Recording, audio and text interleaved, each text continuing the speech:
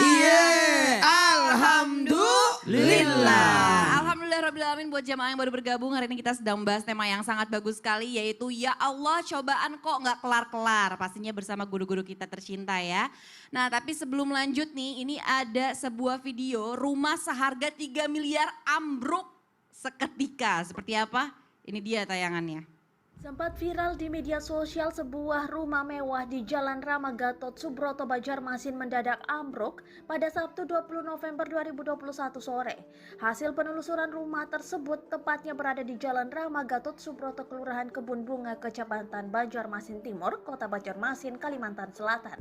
Dilansir dari banjarmasinpost.co.id, terpantau rumah bertingkat 2 berukuran 20 x 15 ini kondisinya ambruk berantakan. Tapi uniknya, bagian yang ambruk terlihat hanya di bagian sisi rumah, sementara bagian tengahnya tetap berada di posisi semula. Dijelaskan anggota keluarga pemilik rumah Dharma Wardana bahwa ambruknya rumah mewah tersebut terjadi pada Sabtu 20 November 2021 sore lalu. Ya subhanallah. Ya Ustadz Syam, Iya, ini yang tadi bikin baper itu pertanyaannya. Iya, tapi kan ini makanya Aca mau nanya. Habis tiba-tiba Ustadz Syam bilang tiba-tiba habis. Kasih contoh yang baik boleh lah sama orang yang ada di sini ya. Iya, kalau contoh benar, buruk Ustaz. carilah ya imana lah. Nah itu dia tuh Ustadz Syam. Iya. Nah ini beneran nih Aca mau nanya. Sebenarnya emang iya ya kalau misalnya nih cobaan datang terus menerus hingga membuat orang ini tuh hartanya tuh berkurang terus. Nah apakah itu menunjukkan hartanya nggak berkah? Atau bisa jadi orang yang udah taat banget hartanya insya Allah itu halal. Tapi ya gara-gara cobaan jadinya berkurang terus. Nah itu kenapa ya Ustadz ya? Mohon izin silakan Ustadz. Bismillahirrahmanirrahim. Tawi guruku Habib Nabi Ustaz Maulana Kak Aca serta guru-guru kami yang dimuliakan Allah Subhanahu wa taala. Harta itu kita yang menjaganya, subhanallah. Maka harta ketika kita infakkan, ketika kita sedekahkan, maka harta itu akan berbicara. Satu, dahulu engkau yang menjagaku, hari ini aku yang menjagamu dari api neraka. Maka harta ini ketika kita keluarkan, dia yang akan menjaga kita daripada api neraka. Yang kedua, harta itu akan berbicara. Dahulu engkau menganggapku tidak abadi, hari ini aku abadi. Maksudnya, harta yang abadi hanyalah harta yang kita sedekahkan. Harta yang abadi hanyalah harta yang kita berbuat baik dengannya. Maka itulah harta yang abadi. Jadi kalau tidak dikeluarkan, tidak disedekahkan, wajar jikalau habis. Maka subhanallah, harta itu akan hidup selama-lamanya jikalau seseorang mengeluarkan harta tersebut. Ketika kita melihat musibah seperti ini, ada orang yang kehilangan hartanya, ada orang yang kekurangan hartanya, ada orang yang kehabisan hartanya, bahkan orang tersebut bangkrut, maka yang pertama yang kita harus lakukan adalah husnudzon kepada Allah Subhanahu wa taala. Ataupun musibah ini tertimpa kepada kita, yang kita lakukan adalah husnudzon kepada Allah Subhanahu wa taala.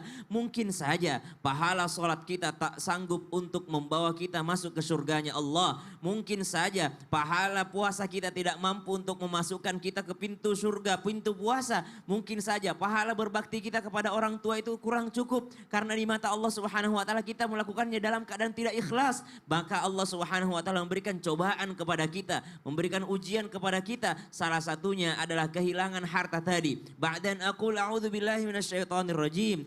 وَلَنَبْلُوَنَّكُمْ بِشَيْءٍ مِّنَ الْخَوْفِ وَالْجُوعِ ونقص من الأموال والأنفس والثمرات وبشر الصابرين.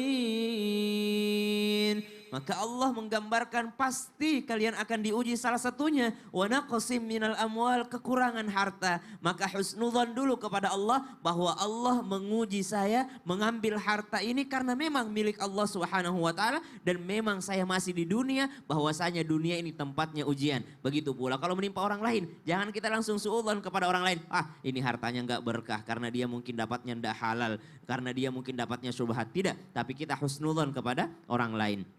Yang kedua, lalu bagaimana caranya agar membedakan harta yang baik dengan harta yang tidak baik? Pastinya dengan cara mendapatkannya bagaimana?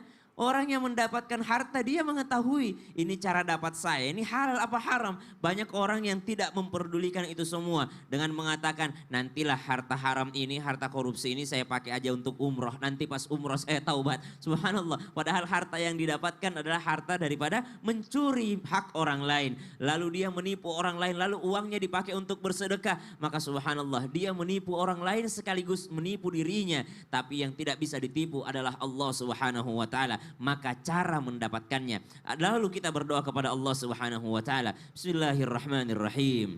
Bismillahirrahmanirrahim. Allahumma akfir mali wa waladi wa barik li fima a'taitani wa atil hayati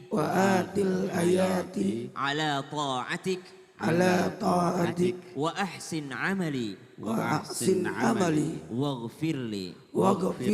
Ya Allah, perbanyak hartaku, anak-anakku, berkahi apa yang kau berikan kepadaku, panjangkan umurku dalam ketaatan, perbaiki amalku dan ampuni dosaku. Wallahu ta'ala alam. Masya Allah. Ya Ustadz Syam, jadi emang kita tuh perlu kita sadari betul bahwa ya harta ini memang hanya titipan ya. Hanya titipan. Jadi akan kembali lagi pasti kepada yang punyanya Pastinya. gitu. Oh, jadi nggak marah lagi. Jadi Aceh udah sadar deh, makasih Ya, ya makanya Ustadz atuh, Syam. Udah dengerin keburu lengkap marah dulu. kan, udah keburu kusnuz, tadi udah keburu suzon sama Iya. Ustadz Syam ya. Makasih banyak Ustadz Syam.